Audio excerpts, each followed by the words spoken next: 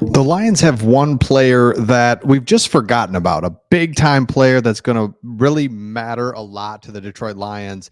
And we've forgotten about him. And then he's really blowing people away in OTAs. We're going to talk all about him. And that is our guy, Carlton Davis. Remember, we traded a third round pick for him from the Buccaneers. He's a little bit older. He's a veteran corner, CB1.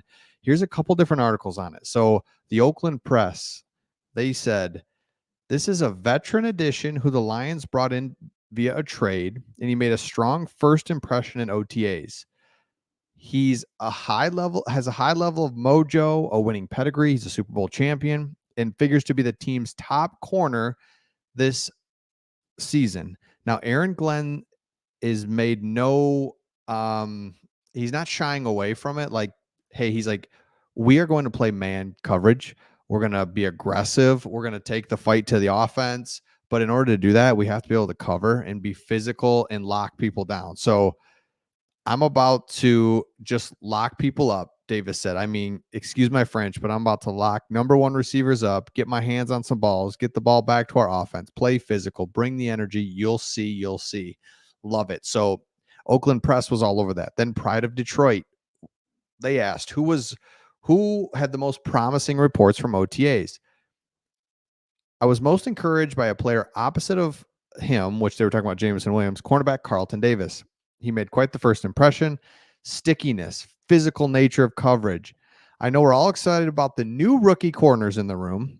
We're excited about like who's going to come back. What about our second year guys? But we've forgotten that we traded for a cornerback number one, and that is huge. So right here, Detroit believes that they traded for CB1 in Davis. Remember, Cam Sutton just was not CB1. We thought he was. Big contract. It was a mistake. He had problems and then even more problems off the field. And it was like, man, he's gone. So I was like, oh, shoot. Like, what do we do? So, well, Terrion Arnold, Rakestraw, Amik Robertson. Like, we're excited about those guys. I was like, don't forget, we have now a number one corner. So Dan Campbell said, we all know he was a good cover guy and he'll tackle on the perimeter, but there are just things he can do where he can take his side of the field away. That's big. I don't know that quite so much, but still. And that's what even Pride of Detroit says. I wouldn't say Davis shut one side of the field down exactly, but I only logged a single reception made opposite him, a short gain to Khalif Raymond. Otherwise, he batted passes down for Amon-Ra St. Brown and shut out Williams when matched up with him. Davis is going to be a huge part of the defense, Detroit's defense this year. And if he can continue to play well, as I saw in the 2-minute window, that would be huge for the Lions trying to stop, because they had no ability to stop wide receiver number one last year. Yeah, remember CeeDee Lamb, Justin Jefferson. Like, this is huge because those receivers at the end of the season were running wild on us, and it's too hard, you know. And I always go back, and I've pointed out before, but in the playoff game against the Buccaneers is when I really was like, okay, I know it. I saw it before this, but this was like Baker Mayfield on the road, crazy environment. Our offense just keeps putting the pressure on, and Baker Mayfield keeps going down, kind of scoring, keeping them in the game. And it was like, I cannot believe this. So that's why I knew there was problems before that, but I was like, yeah, it's official. Like, we really have problems in the secondary.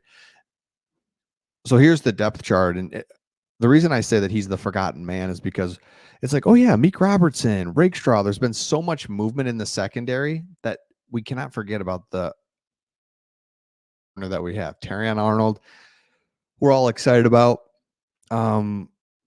Even Brian Branch, it's like, what's he going to do in the second? Oh, I'm not even showing it. Brian Branch, what's he going to do in his second year? But there's Terrion Arnold, Carlton Davis, right here.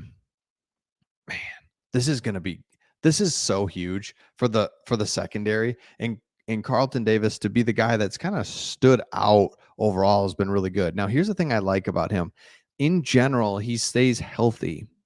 So he plays every year at least, except for one, at least 13 games a year. And so in 2021, he had an injury that cut short his season, but that I love. Also, He has an interception every season except for his rookie year. He's got at least 50 tackles.